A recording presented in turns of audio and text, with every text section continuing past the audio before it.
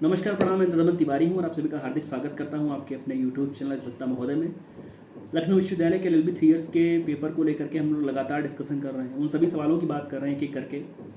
Polity की बात हम लोगों ने करी है, हिस्ट्री की बात हम लोगों ने करी है, साइंस की बात हम लोगों ने करी है, ज्योग्राफी की बात आजकल हम लोग कर रहे हैं। और ज्योग्राफी में हम लोगों ने इंडियन ज्योग्राफी की बात पहले पार्ट में की है।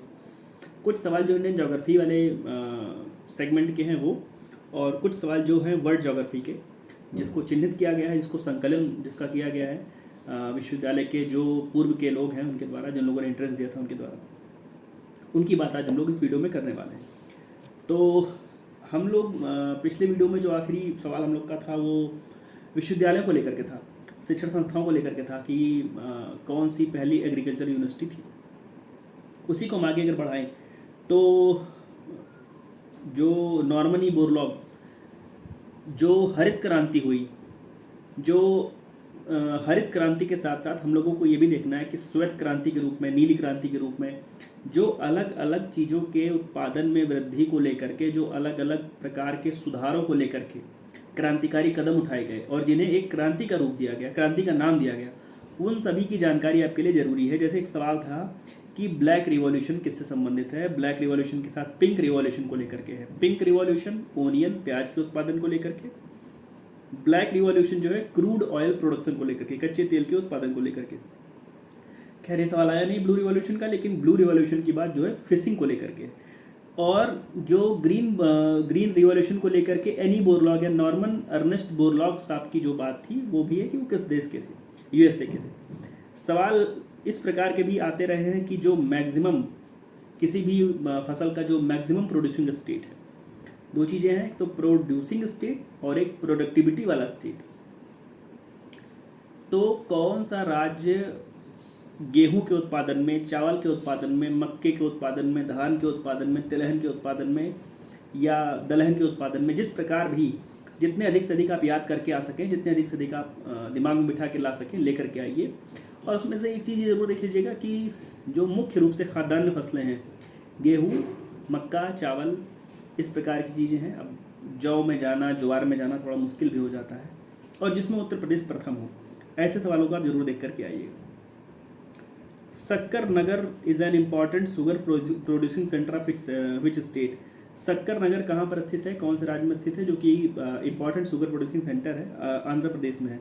पिछली बार हम लोगों ने कहा था कि अगर किसी को विशेष रूप से जानते हैं शुगर बॉल के रूप में इस प्रकार से, तो उसको भी हम लोग को देखना है उत्तर प्रदेश।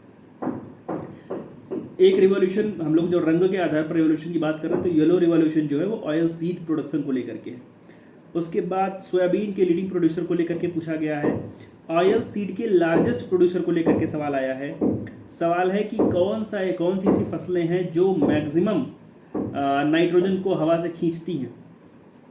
लेग्यूम्स फसलें हैं।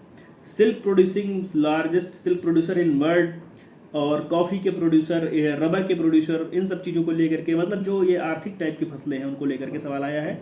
टोबैको को लेकर के सवाल आया है कि which state is the largest producer of tobacco in India. खैर आंध्र प्रदेश मेरे लिए नई चीज़ है, आंध्र प्रदेश को लेकर के सवाल है।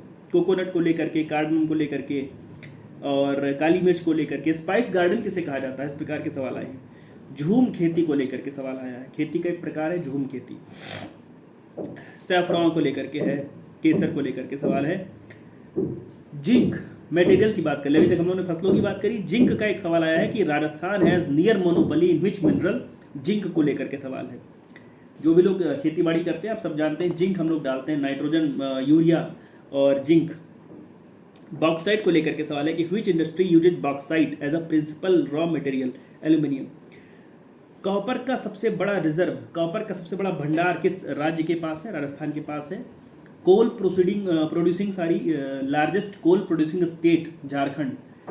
उसके बाद नामफुक कोल फील्ड्स जो हैं वो कहाँ पर स्थित हैं, अरुणाचल प्रदेश में स्थित हैं।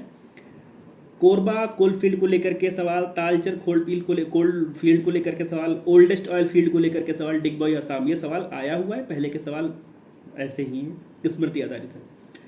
उसके बाद जो oldest refinery, oldest oil field, किसी भी तरीके से, दोनों तरीके से डिगबॉय वाला सवाल आया था एक बार। उसके बाद सवाल है कि which state is the leading producer of manganese in India. Bharatvarsh में सबसे अधिक मैग्नीज का उत्पादन कहाँ पर होता रहा है, उड़ीसा में। जिप्सम लार्जेस्ट कहाँ पर है प्रोड्यूसिंग स्टेट जो है जिप्सम, जिप्सम का स्टेट है राजस्थान। इंडिया में एनर्जी के सबसे बड़े सोर्स की अगर बात की जाए तो वो सूर्यदेव तो हैं ही, कोल को लेकर के है, सही सवाल है। कड़नकुलम न्यूक्लियर पावर प्लांट को लेकर के सवाल आया था कि कहाँ पर स्थित है, तमिलनाडु। स्टेनलेस स्टील किसका अलॉय है, आयरन और क्रोमियम का। भिलाई स्टील प्लांट को लेकर के सवाल है कि भारत किस देश के साथ में कोलैबोरेट करके इसको प्रोजेक्ट को बना रहा है, आगे कर रहा है। बोकारो स्टील प्लांट को लेकर के सवाल है कि was constructed with the collaboration of which country. Bhilai steel plant और बोकारो स्टील प्लांट दोनों को लेकर के सवाल है। चुनार को लेकर के सवाल है कि चुनार जो है वो किस विशेष रूप से जाना जाता है, चुनार मिर्जापुर में एक क्षेत्र है। लाइम स्टोन को लेकर के सवाल है कि which industry uses limestone as a principal raw material. छोटे छोटे जो राज्य किसी भी जैसे नेपा नगर को लेकर के न्यूज़ प्रिंट पेपर से संबंधित है। भोपाल और पेस्टिसाइड इंडस्ट्री का मामला, डालमिया नगर और सीमेंट इंडस्ट्री का मामला। तो जो बड़े जो राज्यों के कोई बड़े हिस्से हैं जहाँ पर के विशेष प्रकार की चीज़ का, जैसे मोरबी कह लें, मोरबी जो है वो टाइल्स का हब है, सिरेमिक का हब है। तो इस प्रकार के जो किसी राज्य के कोई एक खास हिस्से में बोलें, खास ज़िले में बोलें, जहाँ पर कोई बहुत मशहूर चीज़ है, जैसे बहुत सामान्य सवाल ऐसे सवाल नहीं आते, जैसे अलीगढ़ के ताले। तो ऐसे सवाल मतलब इमेजिन कर सकते हैं कि उत्तर प्रदेश में कौन सा ऐसा जनपद है जो तालों के लिए मशहूर है। तो इस प्रकार के सवाल आपको थोड़े से देखने हैं। उसके बाद कुछ जो बड़े संस्थान हैं, जैसे अगर हम लोग बात करें लखनऊ की बात कर लें तो CDRI है पीछे, सेंट्रल ड्रग रिसर्च इंस्टीट्यूट है। CSIR है, NBRI है, बॉटनिकल रिसर्च इंस्टीट्यूट है। तो इस प्रकार के जो बड़ी संस्थाएं हैं, जैसे UGC को लेकर के भी हम लोग सवाल देख सकते हैं। जैसे एक सवाल है कि इंडियन रिसर्च स्टेशन इन अंटार्कटिका, इसको लेकर के सवाल है, दक्षिण गंगोत्री से इसको मैच करना था। एक सवाल है international crop research institution for semi arid tropics, ये कहाँ पर स्थित है। Indian institute of remote sensing कहाँ पर स्थित है। नेशनल डेयरी रिसर्च इंस्टीट्यूट कहाँ पर है, करनाल में है। National centre for organic farming NCOF कहाँ पर है। तो जितने भी कृषि को लेकर के, नाबार्ड को लेकर के, नाबार्ड का फुल फॉर्म भी देख लीजिएगा, नाबार्ड को मतलब जो कृषि से संबंधित, सिडबी का मतलब क्या होता है, सिडबी का फुल फॉर्म देख लीजिएगा। सिडबी के साथ साथ एक मंत्रालय का बड़ा चर्चा रहती है, MSME का फुल फॉर्म क्या होता है। तो जितने भी इस प्रकार के एब्रिविएशन हैं, जितने भी इस प्रकार के बड़े महत्व के विषय वाले संस्थान हैं, चाहे वो शैक्षणिक संस्थान हम लोगों ने पिछली वीडियो में कहा है, या वो किसी प्रकार के व्यावसायिक संस्थान हो, या किसी प्रकार के ट्रेनिंग प्रशिक्षण संस्थान हो, जो बड़े महत्व के हों, सभी के सभी आपके लिए बहुत ज़रूरी हो जाते हैं। गोल्डन स्वर्णिम चतुर्भुज योजना, आपने नाम सुना होगा, स्वर्णिम चतुर्भुज योजना अटल जी के समय की है। किन चार बड़े महानगरों को जोड़ती है, दिल्ली, मुंबई, चेन्नई, कोलकाता। सवाल है कि जो where does north south and east west corridor of super highway meet, Jhansi में मिलता है। ये कौन सा, क्या किसकी बात है, नॉर्थ साउथ और ईस्ट वेस्ट कॉरिडोर जो है सुपर हाईवे का, वो कहाँ मैच करता है, कहाँ मिलता है। लार्जेस्ट शिपयार्ड को लेकर के सवाल है, कोचीन शिपयार्ड। कांडला पोर्ट कहाँ पर स्थित है, गल्फ ऑफ कच्छ में। पारादीप जो है वो किस स्टेट में है। सेतु समुद्रम प्रोजेक्ट कहाँ से कनेक्ट करता है, केप कॉमरिन और गल्फ ऑफ मन्नार। इंडिया का जो लार्जेस्ट शिप ब्रेकिंग यार्ड है वो कहाँ पर है। डायमंड हार्बर और साल्ट लेक सिटी को लेकर के सवाल है, एग्जैक्ट सवाल नहीं है लेकिन लिखा हुआ है, ऐसे सवाल हैं।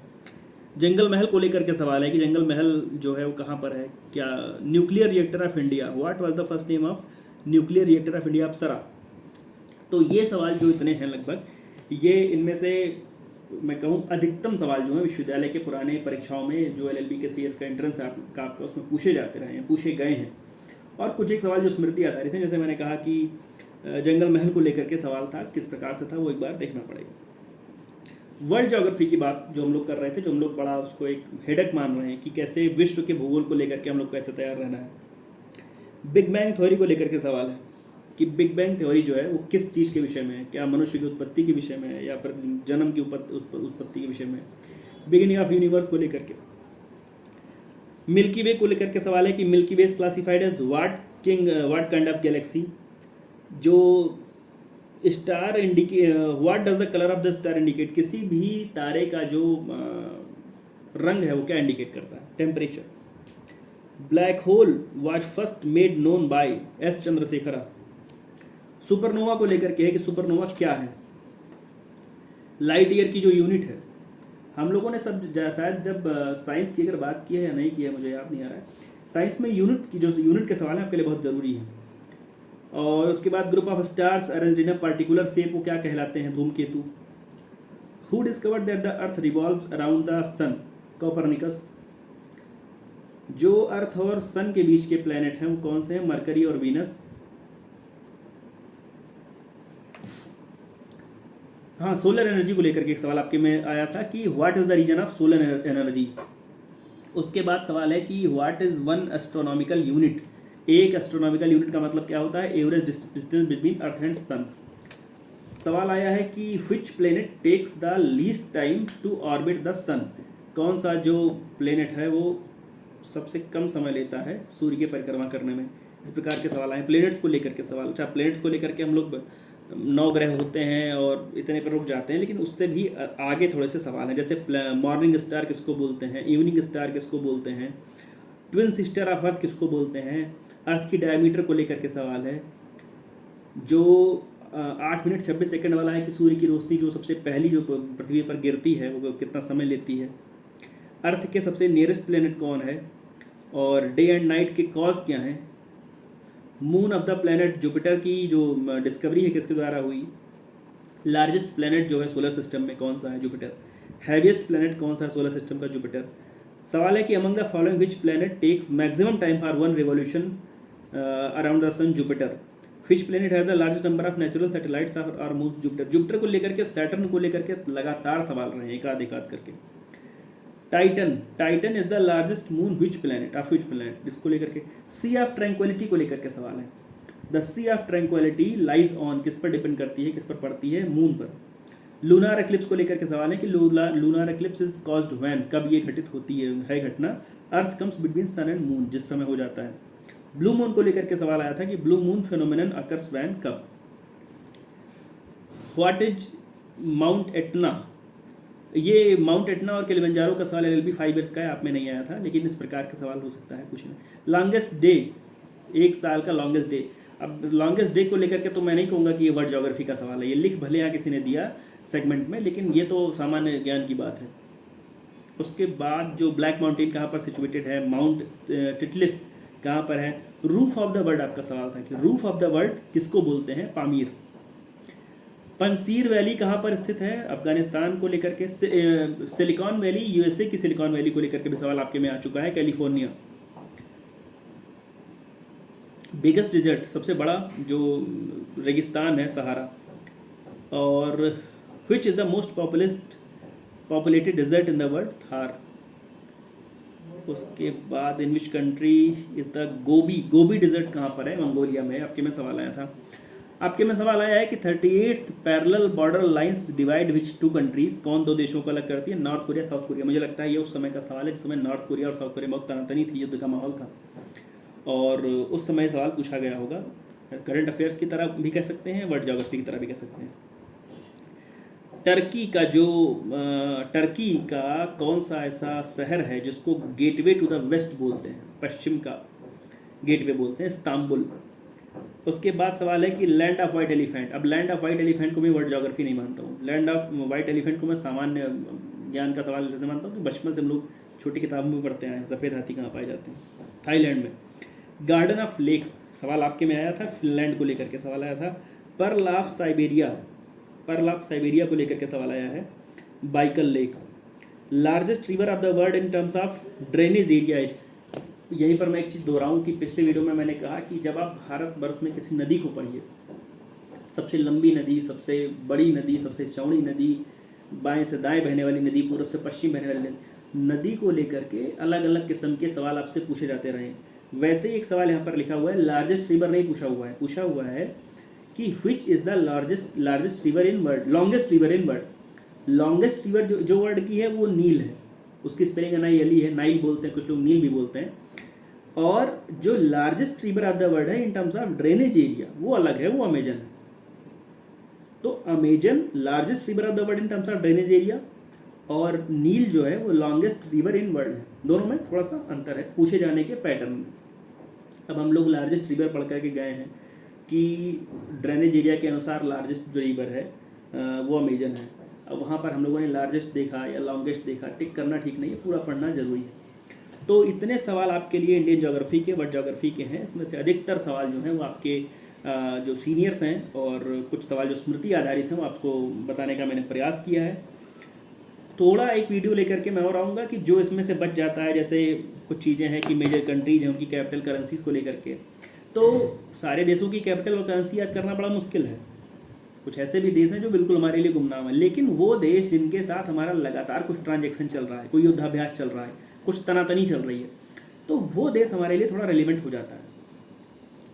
किसी देश, बड़े देश में जहाँ पर चुनाव हो रहा है, या किसी बड़े देश में जहाँ से हम लोग लगातार, जैसे आजकल के अगर मुख्य देशों की बात करें जो हमारे लिए बड़े ज़रूरी हैं, भारत के रूस के साथ, भारत के यूक्रेन के साथ, इजराइल के साथ, फ़लस्तीन के साथ, या कहें कि भारतवर्ष के कभी कुछ हाल में कहीं पर कुछ लोग फंसे रहे हों जिनको वहाँ से निकाला गया हो, तो वो देश भी हमारे लिए बहुत ज़रूरी है। या भारतवर्ष के किसी व्यक्ति को कहीं पर बहुत उसका ट्रायल, गंभीर ट्रायल हुआ हो, सज़ा हुई हो, या हमारे यहाँ का पॉलिटिकल अफेंडर है, या हमारे यहाँ का वो इकोनॉमिक अफेंडर है, भाग करके वहाँ रुका हुआ है, तो वो देश खुद ब खुद हमारे लिए थोड़ा सा ज़रूरी हो जाता है पढ़ना, उस चीज़ की, उसके विषय में जानकारी करना कि भैया क्या ऐसी बात है कि फला आदमी जो उस देश में छुपा हुआ बैठा है वो हमारे यहाँ पर नहीं लाया जा सकता, क्योंकि वहाँ पर हमारे साथ ट्रीटी नहीं है, वहाँ पर हमारी एक्स्ट्रा डिसेंट की, प्रत्यर्पण की ट्रीटी नहीं है कि हमारा यार अपराधी तुम्हारे यहाँ पर है, उसको भेज दो।